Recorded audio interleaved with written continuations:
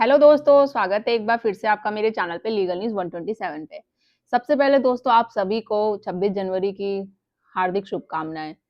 और आज मैं बात करूँगी कि अगर आप लोग जो पति परेशान हैं, अपने जो पत्नी ने उस पे झूठे केसेस कर रखे हैं और मेंटेनेंस की भी डिमांड कर रही है, तो अगर आप लोग ये सिर्फ़ 3 बातें साबित कर दो ना, तो आप मेंटेनेंस कसम से मान के चलो कि ज़ीरो हो सकता है, या अगर आपका मेंटेनेंस चल रहा है तो कम भी हो सकता है।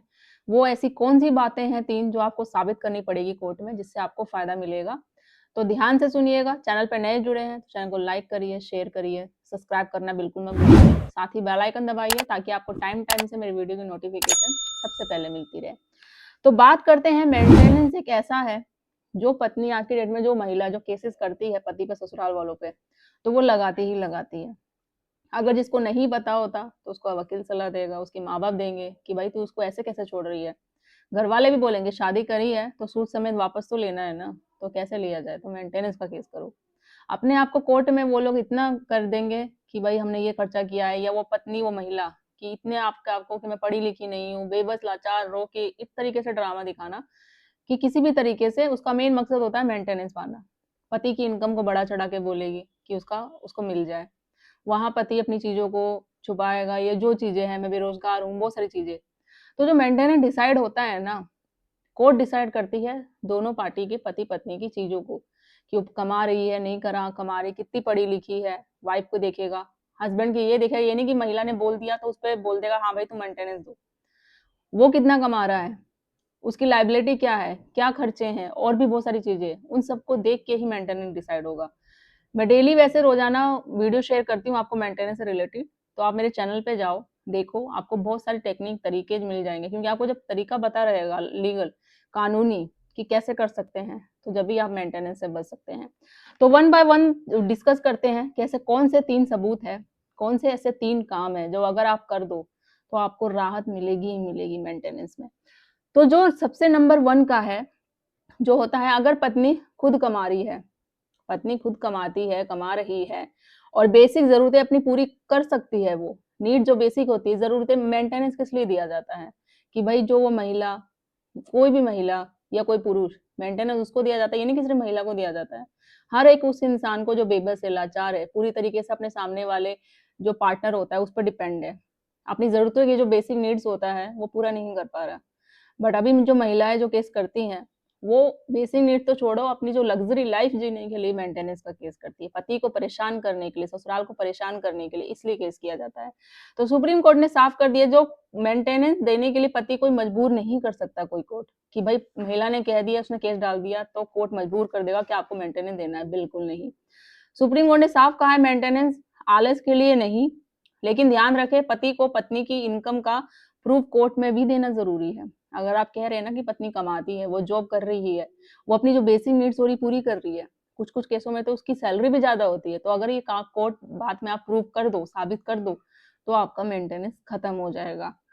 दूसरा कौन-सा है, अगर पत्नी बिना वजह पति से अलग रह रही है, कोई भी रीज़न नहीं है, कोई ठोस कारण नहीं है। अगर कोर्ट में पूछा जाता है, तो वो यही बोलेगी कि मेरा पति परेशान करता था, सास-ससुर, ससुराल वाले परेशान करते थे। और अगर सबूत माँगा जाएगा, सबूत के नाम पे उनके पास कुछ नहीं होता।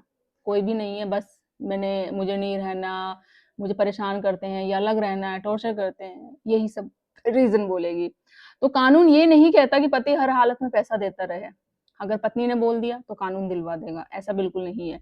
यहाँ पति को ये साबित करना होता है कि पत्नी खुद अलग हुई है और मजबूरी में नहीं हुई है। वो अपने रीज़न से अलग होके गई है और बिना किसी कारण के, और उसने कोई सबूत नहीं माँगा, और आप कोर्ट में ये बात बोल सकते हो कि मुझे सबूत दिखाइए।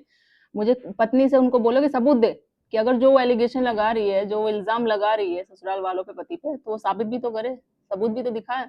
और फिलहाल जो आपके पास सबूत होते हैं कि वो अपनी मर्ज़ी से छोड़ के गई है, वो आप कोर्ट में पेश कर दो। तो ये सारी चीज़ें हैं।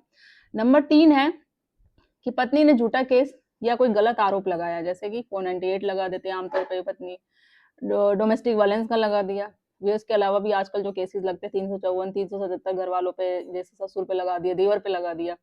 तो जो भी गलत आरोप, जो भी एलिगेशन लगे हुए हैं, तो उनको आपको कोर्ट में साबित करना पड़ेगा कि पत्नी ने झूठा 498 या डीवी केस या और भी कोई लगाया है, या फैक्ट छुपाए हैं, बातें छुपाई है और अभी तक सबूत नहीं दिया है, तो कोर्ट मेंटेनेंस कम या ज़ीरो कर सकती है, बिल्कुल ख़त्म कर सकती है, क्योंकि कानून गलत इस्तेमाल की गई इजाज़त को बिल्कुल नहीं देता है कि महिला ने उस बोल दिया तो पत्थर की लकीर है, उसको पति को या ससुराल वालों को सज़ा सुना दी जाएगी, उसको भुगताना या जो जुर्माना वो माँग रही है मेंटेनेंस या एलिमनी के रूप में वो उसको दिया जाएगा, तो ऐसा बिल्कुल नहीं है।